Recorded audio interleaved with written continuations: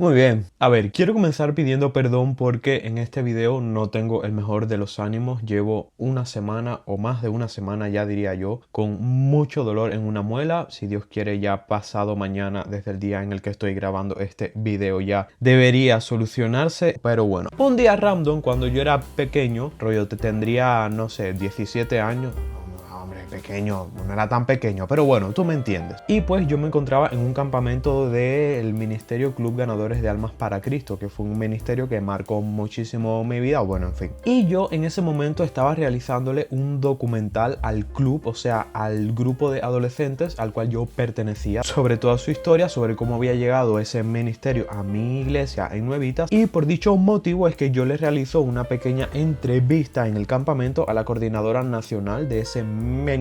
Bueno, total, que luego de dicha entrevista nos quedamos hablando y yo recuerdo que yo le hago una pregunta que ni siquiera sé de dónde salió, ni siquiera sé cómo llegué hasta allá, pero bueno, se la hice. ¿De qué denominación tú eres? Y claro, esta chica se me queda mirando por unos microsegundos bien pequeños y me dice: yo pertenezco a la Iglesia de Jesucristo. Yo en mi ignorancia me pongo a buscar en mi mente cuál era esa denominación, o sea, yo nunca la había oído, pero como el mundo es tan grande, pues mira, 3 segundos después de que ella me dijera esto, es que yo caigo que ella en realidad a lo que se refería era que ella no concebía en su vida una denominación o una rama teológica, sino que ella pertenecía a la Iglesia de Jesucristo. Sí, justo a esa, o sea, a la que todos los cristianos pertenecemos y que no tiene ninguna barrera denominacional. Nunca nadie, ni pastores, ni evangelistas, ni, o sea, nadie me había respondido de una manera tan magistral, pero a la vez tan simple. Uno de los grandes misterios que pocas personas tenemos la capacidad para entender. Es uno de los motivos por los cuales Jesús advierte que en la última iglesia iba a haber apóstatas. No por una cuestión de que no hubieran personas que no pertenecieran a una denominación en sí, o porque surgiera una denominación en específica que no siguiera los patrones de la Biblia, sino porque van a haber personas que sigan a una denominación y que no sigan a Jesucristo.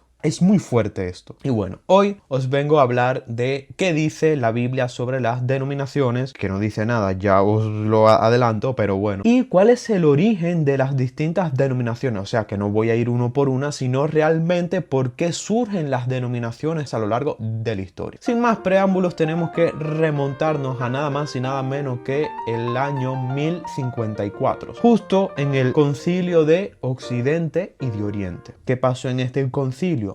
Porque es muy fuerte esto. En este punto, la iglesia había evolucionado muchísimo, sobre todo impulsado por el Imperio Romano. Pero claro, ese evangelio había evolucionado de una manera que desembocó en dos corrientes principales de doctrina. Habría una corriente que era más enfocada en el Oriente, que de ahí nace la iglesia ortodoxa, y por otra parte se encontraba la iglesia de Occidente, que fue la génesis de lo que hoy conocemos como Iglesia Católica. Claro que en ese momento no se les denominaba Iglesia Católica como tal, sino que todos los creyentes recibían el nombre de cristiano. Y estas dos corrientes se empezaron a enfrentar, sobre todo el tema de la liturgia, de cómo se hacían las reuniones de los cristianos, incluso cómo se interpretaban algunas partes de la Biblia sobre el origen del Espíritu Santo, y muchísimo interés político. Esto no es un secreto para nadie, da un origen a que las denominaciones o las dos primeras denominaciones que surgen realmente surgen no por una cuestión espiritual o por un llamamiento del Espíritu o por una interpretación de la Biblia, sino que surgen simplemente por intereses humanos. O sea, el ser humano entendía la Biblia de una manera y otros seres humanos entendían la Biblia de otra manera, pero no entendían la Biblia como tal, sino que decían: ala, este fragmento de la Biblia me conviene a mí, este no. Entonces, como este le conviene más a los otros, yo lo voy a interpretar a mi manera y lo voy a predicar en mi púlpito, en mi iglesia, a mi manera. Y así fue surgiendo y fue surgiendo y fue surgiendo hasta nuestros días. Pero claro, esta no fue la única separación que sufrió la iglesia, y de hecho